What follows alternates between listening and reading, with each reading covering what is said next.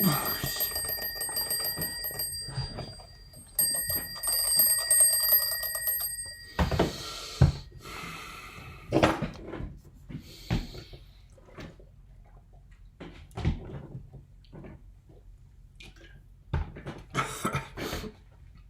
my god.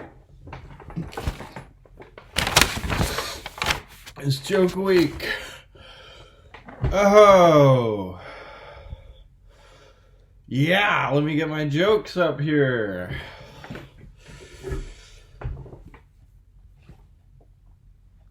It's joke week.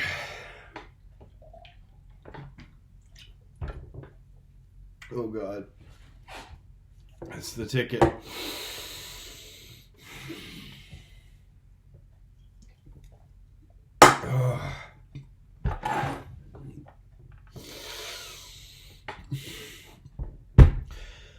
Howdy, fans and foes, and welcome to Warlock's Joke Roast. How are you all enjoying Joke Week?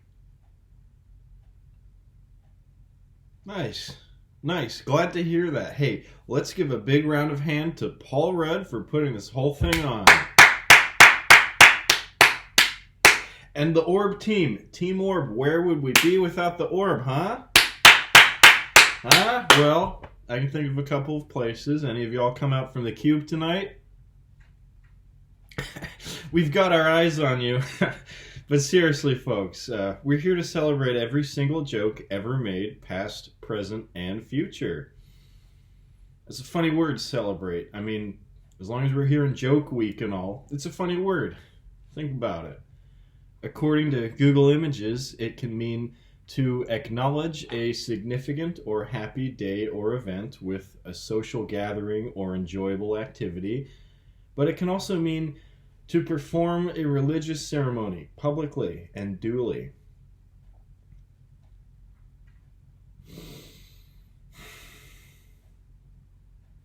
I'd like for you to think of my contribution to Joke Week, this joke roast, as a religious ceremony. What we have here before us today, friends and neighbors, are the so-called top 10 funniest jokes of all time. And, well, we have a duty to ourselves, to our community, to make sure that they measure up to the hype. Let us joke.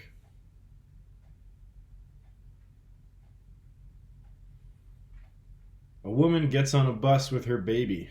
The bus driver says, "That's the ugliest baby I've ever seen." The woman walks to the rear of the bus and sits down, fuming.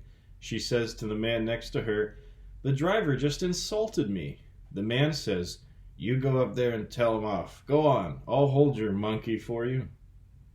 The only thing funny about this clunker is how it throws bus drivers under the metaphorical bus. You know what I mean? It's sort of ironic in that sense. And monkeys are supposed to be ugly now? Did I miss the memo on that one? That's a horrible joke. It's a clunker, folks. Geez, there's almost a racial undertone, too, what with moving to the back of the bus. I'm celebrating this one by not liking it. Moving on. I said to the gym instructor, "Can you teach me to do the splits?" He said, "How flexible are you?" I said, "I can't make Tuesdays." Basically, what we're looking at here is a little wordplay around the word flexible.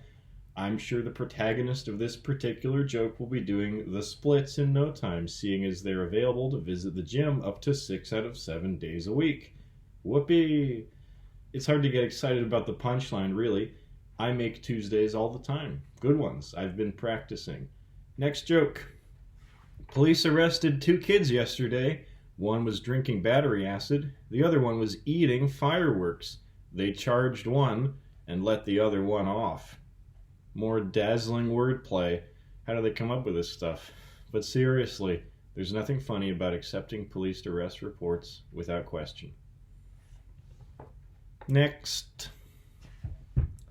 "Doc, I can't stop singing the green, green grass of home," he said. "That sounds like Tom Jones syndrome." "Is it common?" I asked. "It's not unusual," he replied. I don't get this one. It doesn't make any sense to me. I think it's about football or something. Let's just move on.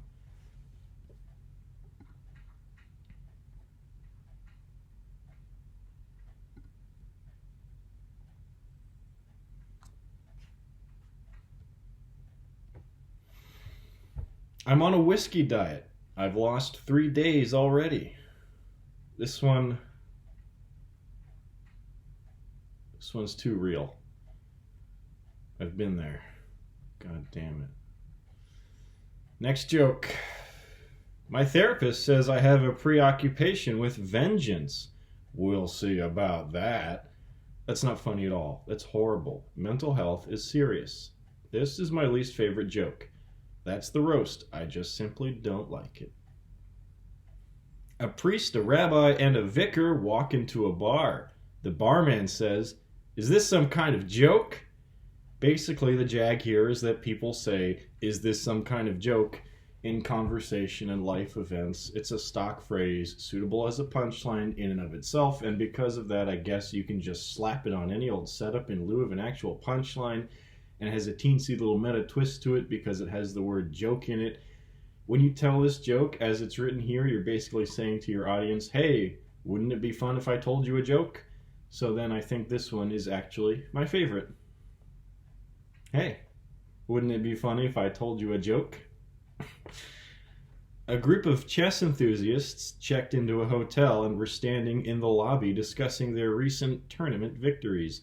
After about an hour, the manager comes out of the office and asks them to disperse. "But why?" they ask as they moved off.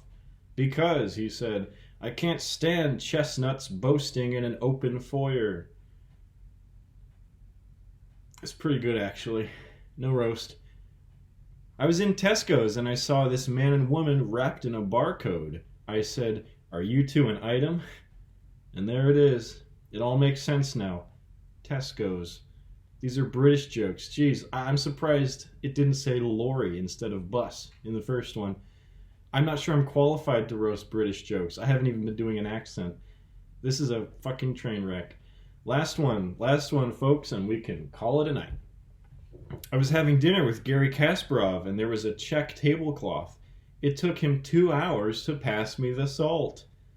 I guess he's supposed to have been agonizing over how to move the salt shaker, or like only moving it one square every time the joke teller moved their fork, or whatever.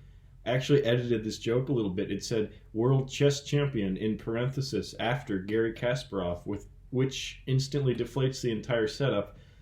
I don't know, I mean, if he's a chess champion, if he's even a chess player, then I trust him to know the difference between a chess piece and a salt shaker. And in fact, to move his salt shaker to my side of the table with swift, formidable strategic efficiency. If that dinner was a chess game, he'd win it. Simple as that. The punchline should reflect that, not make him seem dumb or non-committal or indecisive. What a clunker. Alright folks, that's Joke Roast. Now that I've set the bar this low, you should have a pretty easy time of it out there in Joke Week. Have a blast, knock 'em dead, tell a few for old Warlock. See ya.